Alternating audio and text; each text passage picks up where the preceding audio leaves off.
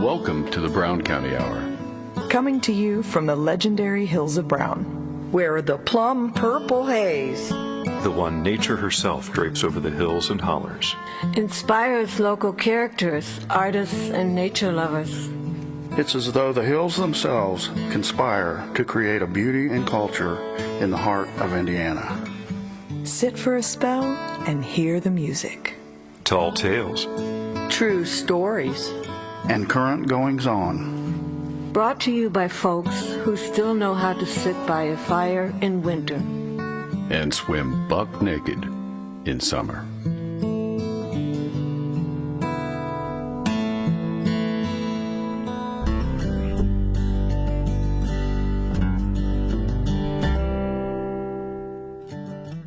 Welcome to episode 53 of the Brown County Hour. This is Dave Seastrom. And Carrie Ray, along with the rest of the crew. This month, we're saying goodbye to a dear friend of ours. After 6 years on the air, and one before that helping to organize the Brown County Hour, our technical engineer, Jeff Foster, is leaving the show to pursue other interests. We'll be featuring Jeff and his music this month as a tribute to his many years of fine work in editing, recording, and producing the show. We also have several pieces from our regular contributors. We begin this episode with our conversation with Jeff Foster. Rick Feddick will also weigh in on his relationship with Jeff, and will conclude by listening to Jeff's tune, Wollen Tee.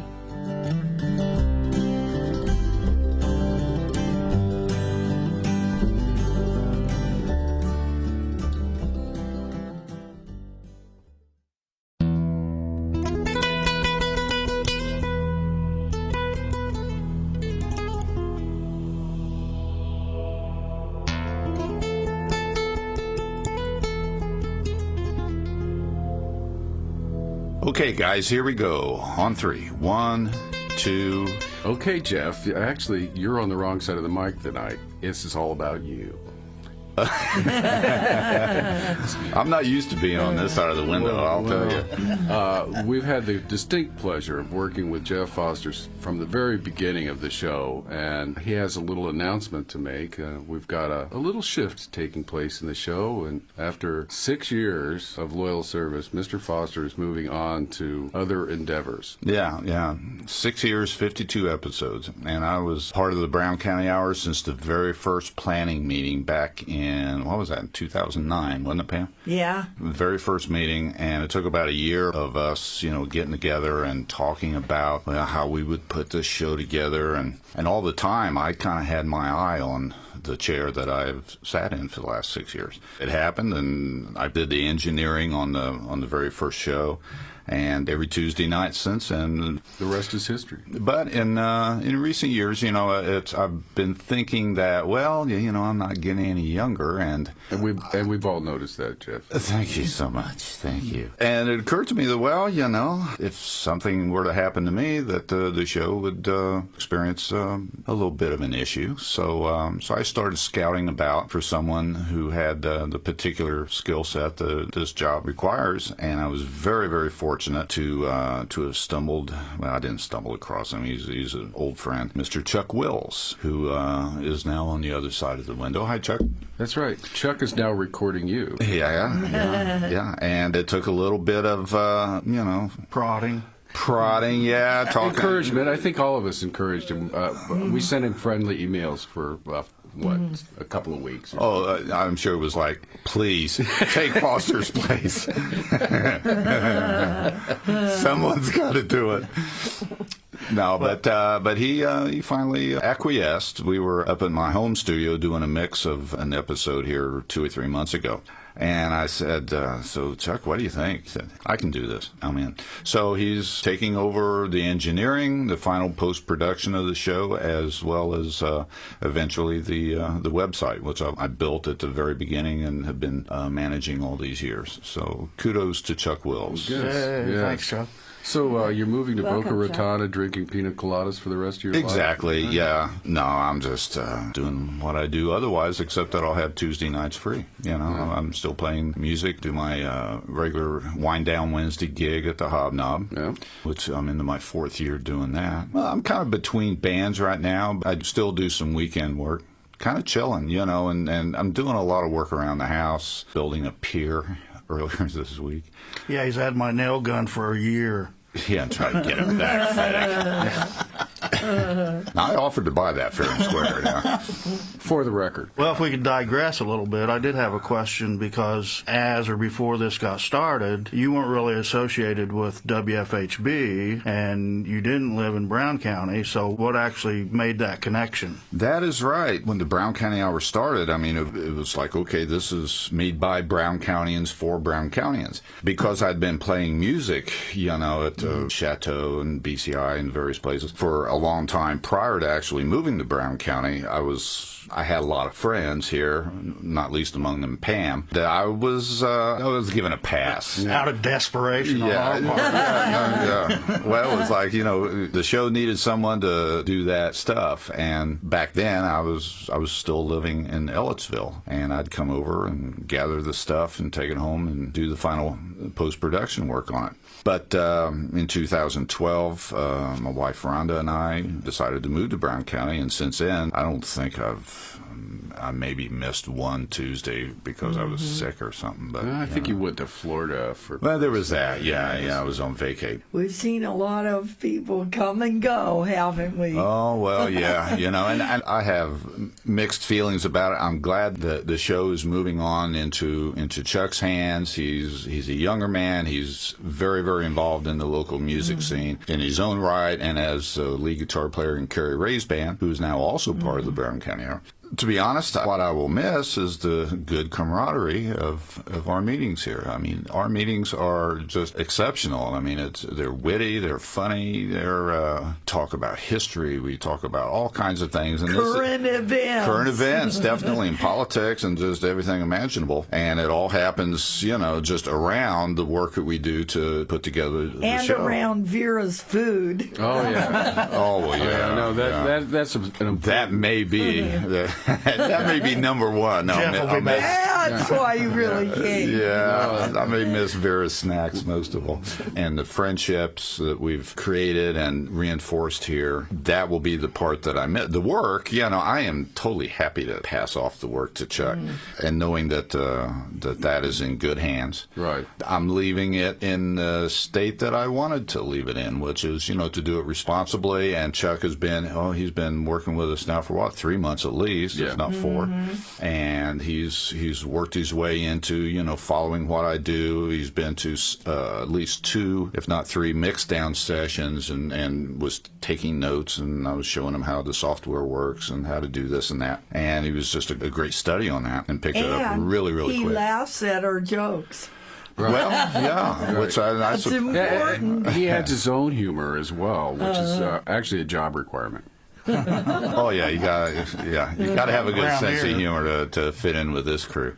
Yeah, it's a unique band. You know, I don't know. It was a few years ago that we decided that a 6-person group is ideal. You know, 3 men, 3 women, so we cover all the points of view, and we're all different, but we all share this Brown County centric thing. You know, and we're all kind of, you know, have that attitude or outlook on things. And that's all the chairs we have, too. That's true. Well, that's true. Without getting into the folding chairs, Right. Well, and it would create a hierarchy that we really don't want.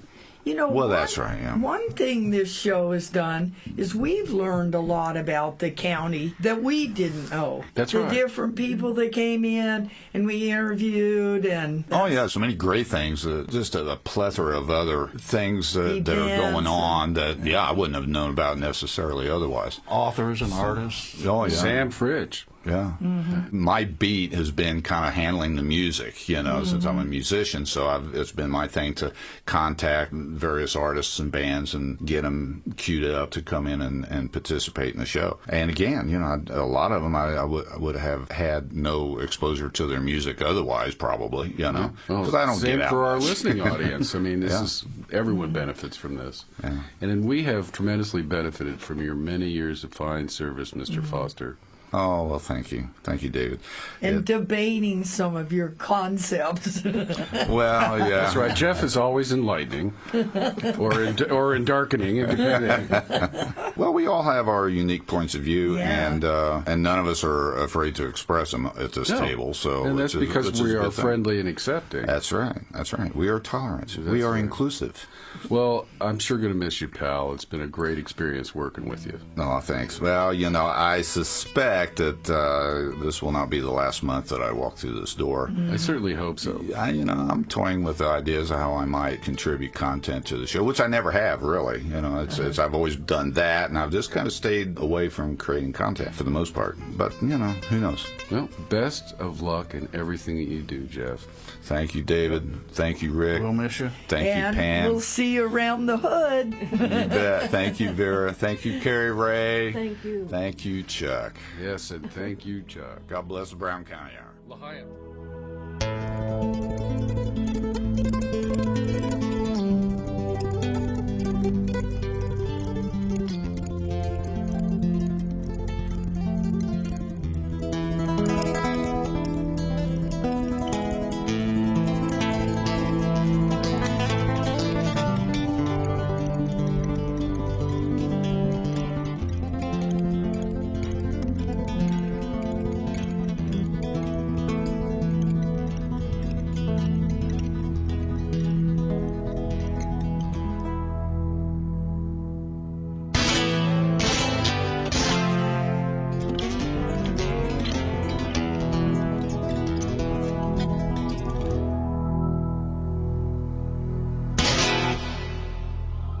One of the great symbols of America, and what America stands for, is the eagle. It's a symbol of beauty, strength, and power. Jeff Foster reminds me in many ways of that tremendous bird. And, well, Jeff, 2 out of 3 ain't bad. I'll give you strength and power. We've all seen the film Bites, where the mighty bird swoops down and captures the prey and lifts the fish from the chilling waters of the lake. That's what happens when Jeff shows up and performs for you. He swoops in and captures your heart and mind for that short while and lifts you out of the cold, deep waters of the world that is so often our daily environment. To lift the fish from the water and carry it to the nest, the eagle uses its mighty talons to grip the fish. Like the eagle, Jeff has these remarkable talons. You should see the fingernails on this guy. If you ever meet him, take a look, but don't stare. He's sensitive. If he ever had to get a hold of you with that bowling ball grip, you'd wish you were that fish. I guess in many ways, Jeff does use those talents for food. Playing guitar is how he makes his living. Jeff uses those mighty nails to dance around the guitar strings like the eagle so beautifully flies through the air. Are you guys you want us to leave you alone? Aww. That was sweet. Oh, Ricky, choice. Very choice. You are such a sweet guy. Aww. Volumta, which is Croatian for I love you, was one of the first improvised tunes I put together using a MIDI guitar synthesizer, which is a guitar that can trigger synths, program music sequences, and do all the things that a keyboardist can do. I was among an early wave of guitarists to embrace this technology beginning in the mid-1980s when MIDI was invented. All the music you're hearing today is from my 1992 CD, Midnight in Zagreb, and was composed and recorded entirely using MIDI guitar along with acoustic, classic, and electric guitars. It took me about 2 years to complete, but then I've never been one to rush things.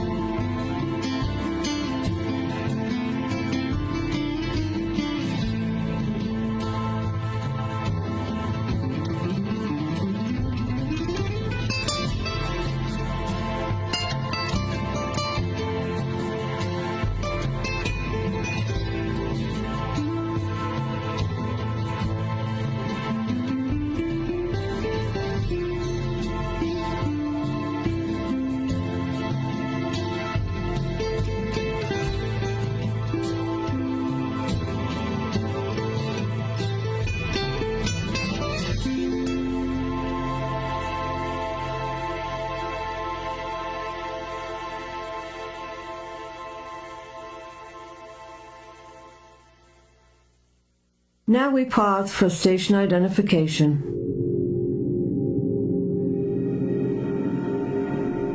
Support for WFHB and the Brown County Hour is brought to you by Plum Creek Antiques, located at the intersection of 135 and 45 in downtown Bean Blossom, where visitors can buy, sell, or trade most anything. More information is available by calling 812-988-6268.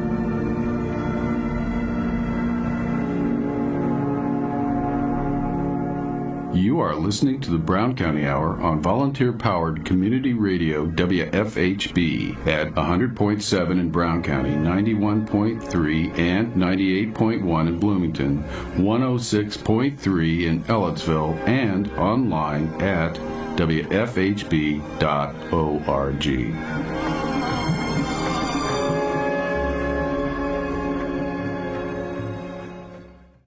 In this segment, we begin with another edition of My Brown County from Jeff Tryon. Rachel Perry shares an essay, and we'll hear Jeff Foster's tune, Memories of Zagreb. This is My Brown County with Jeff Tryon. The more I thought about what really makes Brown County, the more I began to realize how we each have our own particular Brown County. In a way, Brown County is what we each bring to it, what we find there for our own, what we each make of it. No one else sees it probably in the same exact way that I do. That's what makes it my Brown County.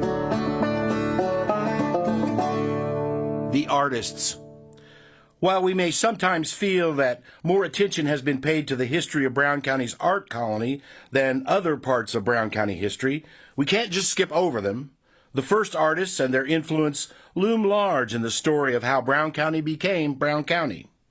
They unquestionably left their mark, or should we say, their view on what makes Brown County, what it means to be a Brown Countyan.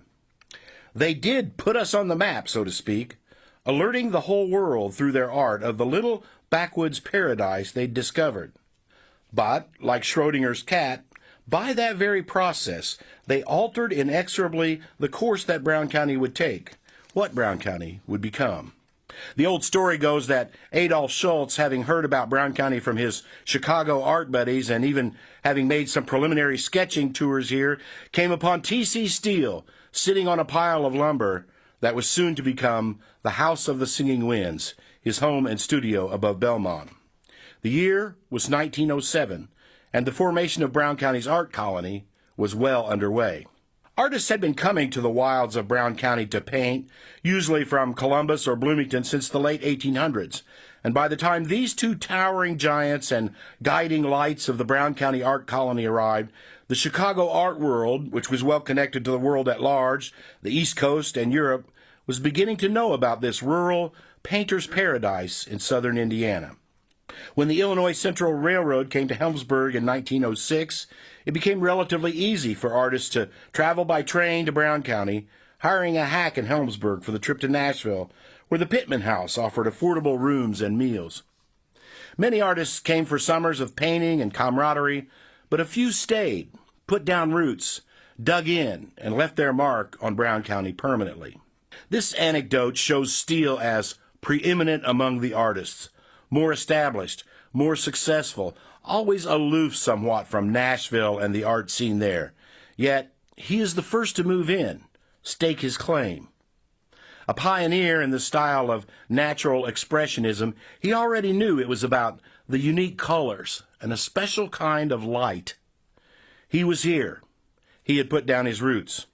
Steele was 20 years older than the other artists, an established and successful member of the Hoosier School of Impressionist landscape painters such as John Otis Adams, Otto Stark, and William Forsythe. Steele was urban, sophisticated, international even, yet he thoughtfully and decisively committed his career to Brown County and plein-air nature worship. Schultz had been coming to Brown County on sketching and painting trips since 1900. He had been searching for a more pastoral setting than his native Wisconsin, new ground, and he knew when he saw Brown County that he had found it. It was Schultz who said, "All this country was enveloped in a soft, opalescent haze, a sense of peace and loveliness never before experienced came over me. He would be more of an everyday presence, a guiding force in the burgeoning art colony than Steele. It was Schultz who donated the land on which the Brown County Art Gallery now stands. Schultz cultivated an old-world air with his goatee and string ties and a charming manner. He was something of a mystic and a deep thinker, a spiritual adventurer who arrived in Brown County a Christian Scientist and later moved on to other spiritual theories and pursuits. One of the things we tend to forget about the first artists is that the Brown County landscape they found was not the one that we see today. The original old-growth forest had been almost completely cut down by the timber industry, leaving the hills of Brown County largely devoid of trees. The landscape had been transformed from one of almost complete tree cover to one in which most of it was cleared for crops and pastures. One of the things T.C. Steele and the other artists found alluring about Brown County were the views. Clear vistas of points many miles away were part of the charm. Ecological disaster led to cultural rebirth. Now Brown County is thought of as a place where people come to see the trees, the remnants of the great forest, especially in the fall of the year. But when the artists first came, it was the very lack of trees that made it appealing. There is a steel painting of the pergola at the House of the Singing Winds, and in the distant background, you can see Belmont. Now, you could stand in that exact same spot today, looking north with the pergola in the foreground, but you can't see Belmont. Nowadays, there's too many trees in the way. His wife, Selma, reported that Steele had once mused that we would one day need to clear away all of those pesky trees in order to restore those magnificent views. The arrival of the artists marks or causes or coincides with the beginning of a characteristic fault line, a crack or fissure in the psyche of Brown County. The beginning of the us versus them mentality. The beginning of the idea that outsiders will come from somewhere else and change the thing we love. In some form or another, this psychosis runs deep and periodically reappears in the history of Brown County and its people. These flatlanders coming in here and telling us what we've got to do. They may be book smart, but we are hill smart. We've got natural wisdom. And thus, Abe Martin, the hayseed guru. Speaking of book learning, another set of interlopers that have been bugging us gnat-like since about this time period is all those college boys from over there at Indiana University. But that's a story for another day. The point is, Brown Countians generally looked upon the artists more or less as invaders, a nuisance, if not a menace. It's a big story. We're going to stop right there and get back to this next time on My Brown County.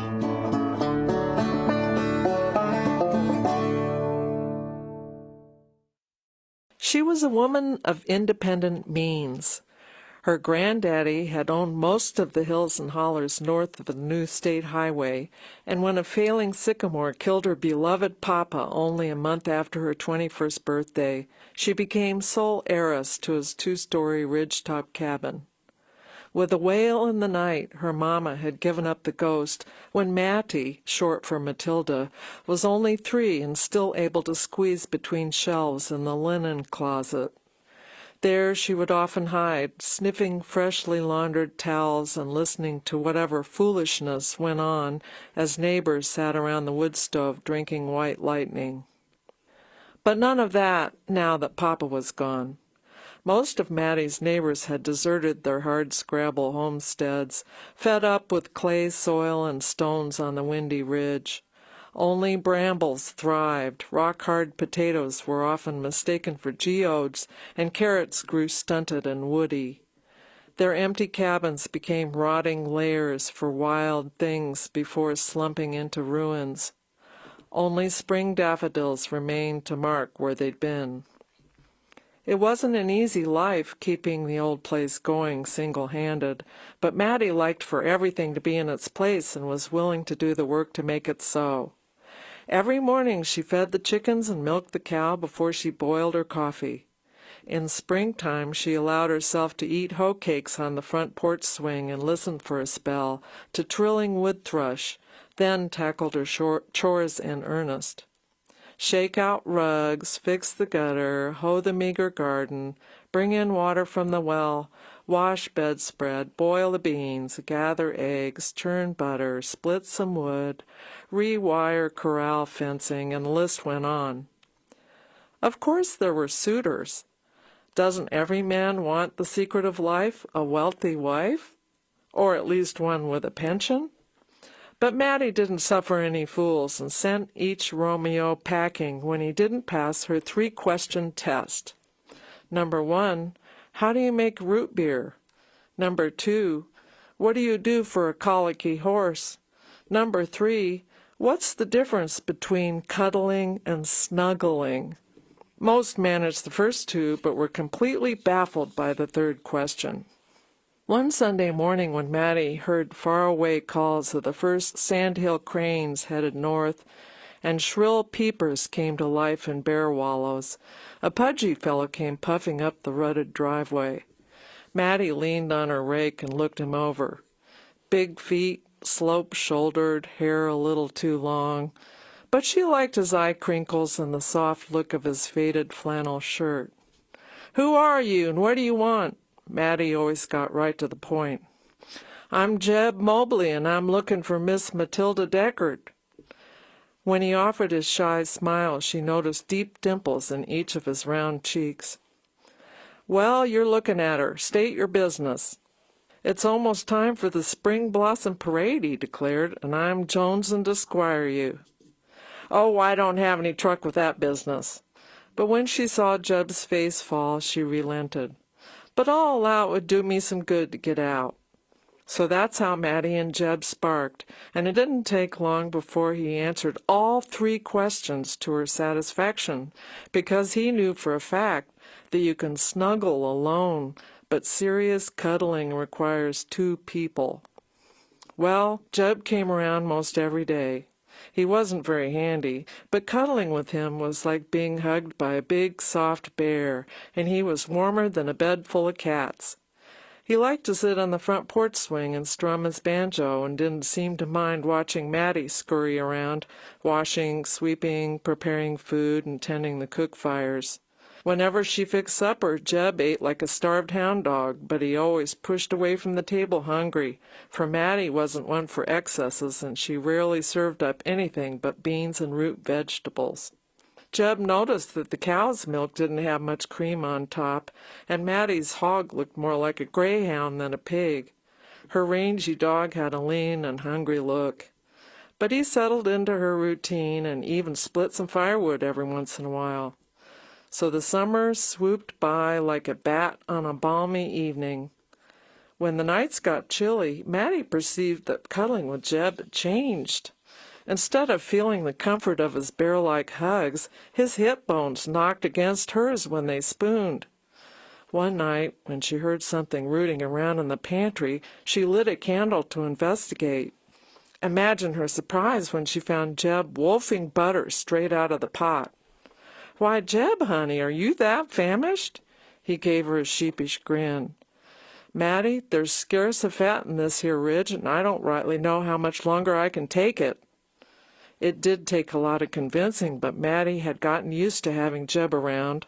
So they moved together down to Greasy Creek, where Jeb taught her how to make fried biscuits and apple butter. And they grew old and fluffy together. A few years after they moved, the state bought her old place and turned it into Yellowwood State Forest. And that, my friends, is how Scarce a Fat Ridge got its name. Memories of Zagreb, or Sjećanja na Zagreb, is the tune that started the entire Midnight in Zagreb CD project, really. It was the fall and winter of 1988 that I lived in Croatia, then still part of Yugoslavia. I was sitting in Mama Ruzica's kitchen, and she said, "Write the song I'd like." Well, I'm thinking first it has to be in a minor key, because Croatians love minor keys. Then it should have a bit of a Latin groove, because that's kind of my thing. Then it had to be tragically romantic. Well, Memories of Zagreb really isn't all that tragic in tone, but the other 2 things came together, I think. I sat there and made it up in about 20 minutes. Just one of those things where the task and the inspiration aligned, and the tune kind of wrote itself. I still love playing it.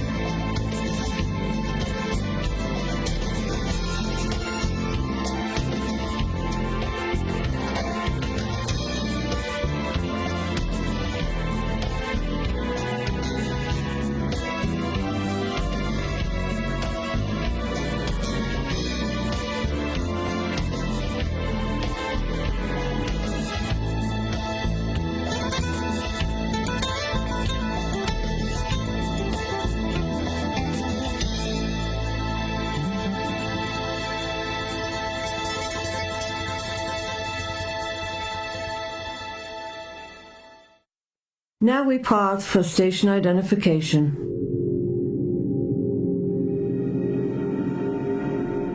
Support for WFHB in the Brown County Hour is brought to you by Plum Creek Antiques, located at the intersection of 135 and 45 in downtown Bean Blossom, where visitors can buy, sell, or trade most anything. More information is available by calling 812-988-6268.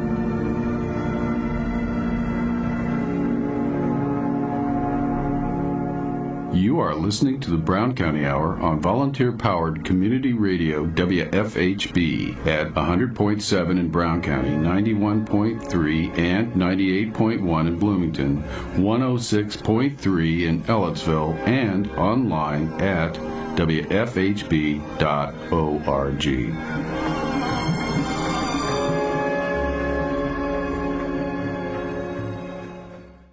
Our final segment will begin with a few words from naturalist Jim Eagleman. We also have the latest for a song from Carrie Ray. And Dave Seastrom brings us another essay. We'll close the show with Jeff Foster's tune, On the Road.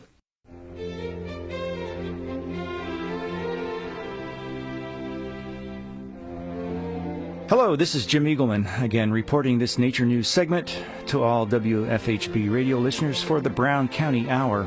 If I mention a few names of plants to you, would you know what they are? Let's try it.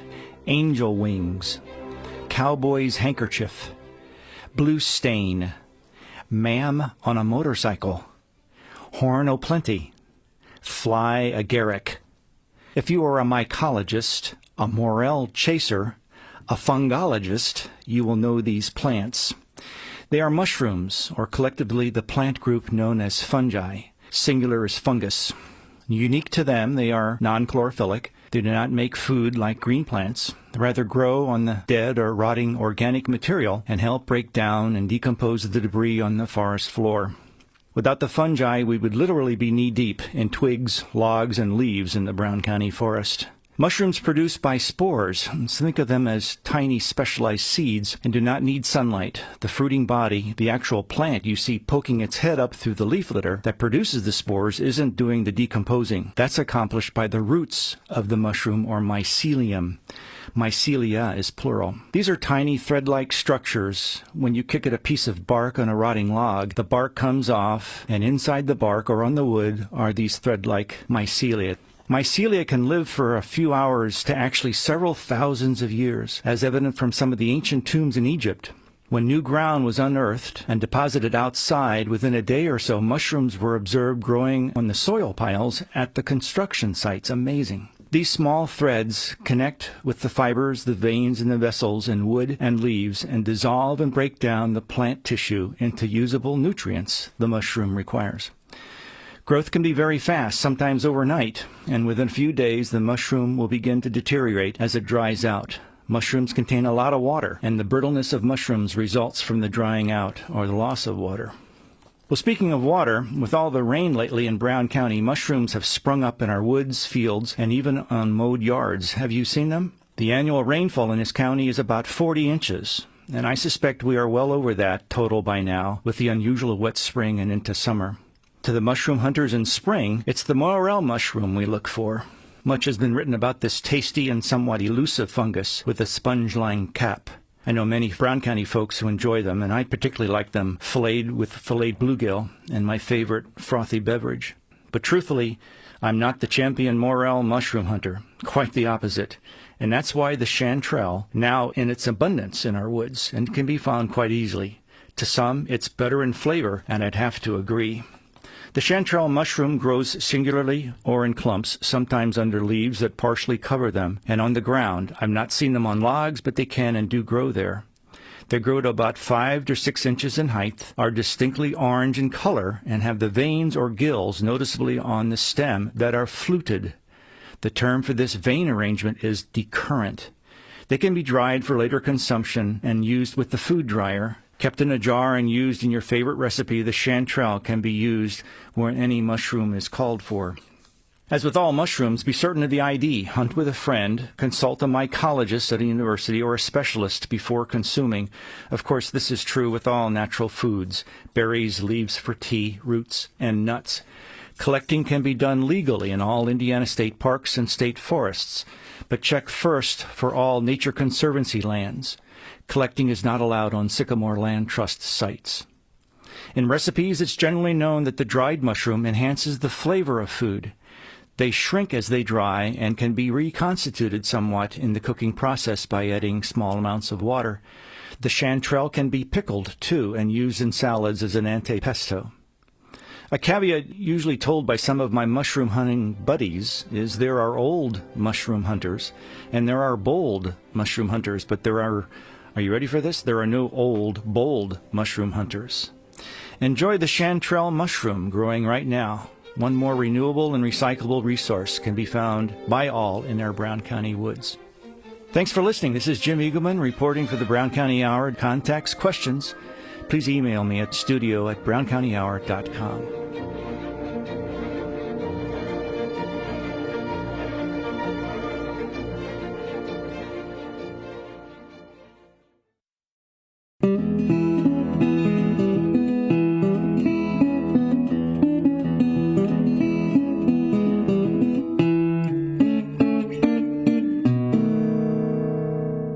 I'm Carrie Ray with another installment of For a Song.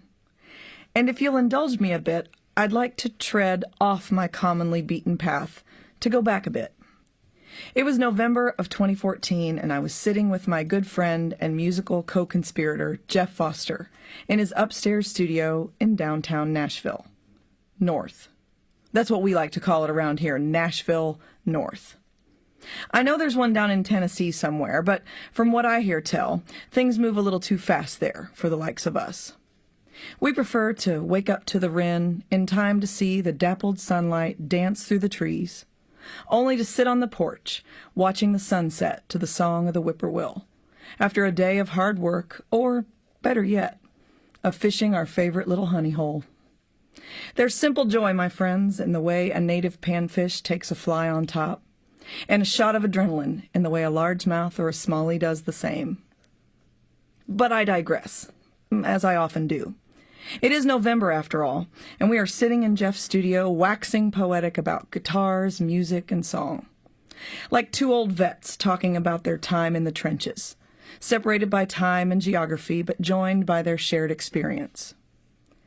Near the end of this particular rap session, Jeff makes note of how much I seem to like talking songwriting shop, and suggests that it might be interesting fodder for a regular-ish segment on a radio show for which he, along with a fine team of folks, serves as producer.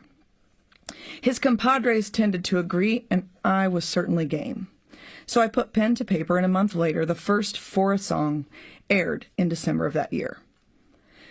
I would later be invited to join the production team, but this songwriting segment is where my involvement with the labor of love we call the Brown County Hour began. The entire trip has been a great joy for me thus far, and I owe that joy, in part, to my friend Jeff for having the idea and helping me see it to fruition. So, as you can imagine, while I wish him well as he explores other outlets for his considerable talent, my happiness for him is seasoned with a sigh for me and all of us here at the Brown County Hour at his moving on. To eulogize his tenure with the show is to say I will miss his decidedly laid-back shuffle into the studio each week for our production meeting. His, why not, approach to new programming ideas. His well-established role as resident conspiracy theorist, and the settled confidence of a man with little left to prove. In addition to our work together on the show, I'm proud to call him musical mentor and, more importantly, friend. Our new engineer and production partner is another old friend, and a fella I respect a whole bunch, Mr. Chuck Wills. I look forward to seeing the impact of his infusion of creativity, passion, and ample skill. So, Jeff, here's to the next chapter for you, and to ours here on the Brown County Hour. What will we think of next? Tune in every first Sunday and Wednesday to find out. I'm Carrie Ray, wishing you Godspeed, and hoping you'll join me next time on For a Song.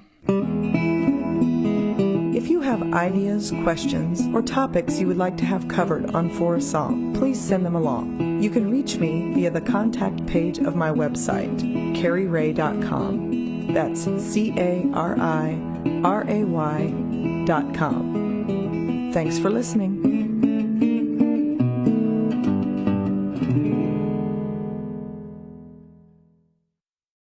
I first met Jeff Foster in January of 2013 when I joined the show for episode 15. Jeff ran into my writing on Facebook and asked Pam Rader if she knew me and whether she thought I might fit in. According to Jeff, she said I'd be perfect for the gig. He and I spoke on the phone in December of 2012, and I attended my first meeting soon after. Right from the start, I understood that Jeff is a man of talent and humor, and the two of us hit it off at our first meeting. As I recall that first meeting, the entire crew had a few good laughs as we each told our stories and got to know one another a little better. Our mutual relationship has grown over the years, and I believe you can hear that in the show. Up until episode 17, it took the crew 2 months to produce a 1-hour radio show. But as we worked together, it became clear that our team was capable of doubling our efforts. As of episode 18, we began to produce a show every month. This meant more work for everyone, but the lion's share went to Jeff. Jeff is not only our sound editor, he also designs and maintains our websites, which include Brown County Hour site and the Woodwatch site as well. Woodwatch is an excellent example of where Jeff's creativity has contributed to the common good. Through this website, he's created a forum to discuss the 8-fold increase in the logging of our state forests and the management decisions that have led us here. Jeff has devoted himself to making the Brown County Hour what it is today. His expertise as a sound engineer can be heard on every show from the very beginning, and it's an honest assessment when I say that he alone is responsible for the sound and texture of the show. He's also a character, and you can hear much of that on some of the humorous edits and outtakes that he's blended into many of our shows. Over the last 7 years, Jeff has been involved in every aspect of the show. He not only edits most of the spoken word pieces, he's also used his considerable talents as a sound engineer to make all of the live music recordings in our studio, and there have been quite a few. Speaking of musical guests, Jeff's personal gravitas as a musician and his considerable list of contacts, thanks to his many years in the music business, has opened many doors for the show and brought in many fine local musicians to be interviewed and often to perform live in our studio. When the Brown County Hour was temporarily homeless during the construction of the new History Center in Nashville, Jeff opened up his personal studio to the crew, and for one entire winter we recorded the show there. He also organized the big fundraiser we had at the Brown County Inn. He not only selected and invited the musical talent who performed that night, he arranged for the sound system and the fellow who operated it. Thanks to his efforts and the hard work of the crew, we were able to raise enough money for our project, and today we enjoy the benefits of a much upgraded sound studio. Jeff's creativity isn't confined to just the Brown County Hour. He's also a well-known local musician whose performances have been enjoyed by many of us in the community. In between remodeling his house and all of his other activities, he also teaches banjo and guitar. Sadly, for those of us on the Brown County Hour crew, this show, episode 53, will be Jeff's last. After 7 years in the saddle, he's ready for new adventures, and given his outlook and talent, we're all looking forward to see what he'll do in the next chapter of his life. Jeff's devotion to the show has included training our new sound engineer, Chuck Wills, who has been working with us for the last couple of months. This is typical of Mr. Foster. He cares enough about this show to make sure there's a smooth handoff, and thanks to his efforts, that's exactly what's happened. Jeff has promised to stop by every once in a while, and of course we'll be able to see him when he performs at the various music venues here in Brown County. At the risk of sounding a little corny, I sure will miss you on Tuesday nights, my friend. It's been a real privilege working with you. On behalf of the entire crew, we wish you fare thee well in all that you do, and thank you for all that you've done for the Brown County Hour. This is Dave Seastrom. See you next time. Oh, brings a little tear to the eye. On the Road, or Necesti in Croatian, is part of an extended medley from the CD. I was first chair drummer in my high school band and loved playing with percussion. So first I came up with a drum groove I liked and started throwing other things at it. There's bass and classic guitar, of course, as well as organ, a string section, a trumpet solo on the bridge, a straight-ahead electric guitar shred, a fast arpeggiated background pulse, maybe some other stuff I've forgotten.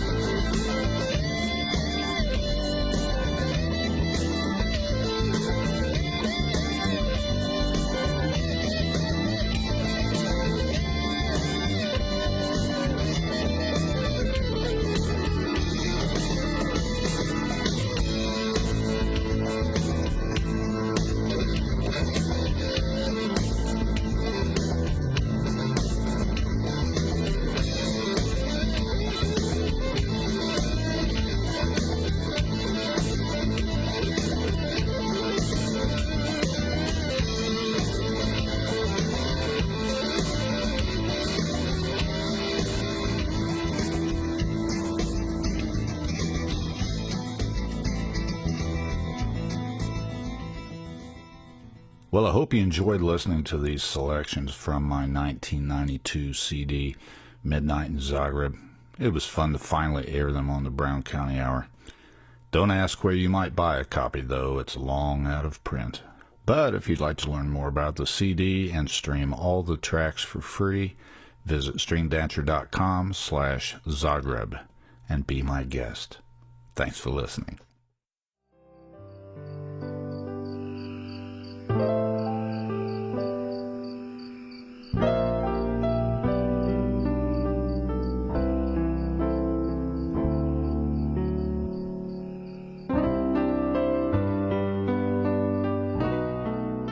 Thanks for tuning in to episode 53 of the Brown County Hour, recorded in our studio at the History Center here in downtown Nashville, and brought to you the first Sunday of every month at 9 a.m. and the following Wednesday at 6 p.m. The Brown County Hour is brought to you by a diverse group of folks that believe the world is for everyone. And before we go, a last-minute update to let you know that our own Jeff Foster, competing on a world stage at the Indiana Fingerstyle Guitar Festival, has done us all proud by bringing the bronze home to Brown County.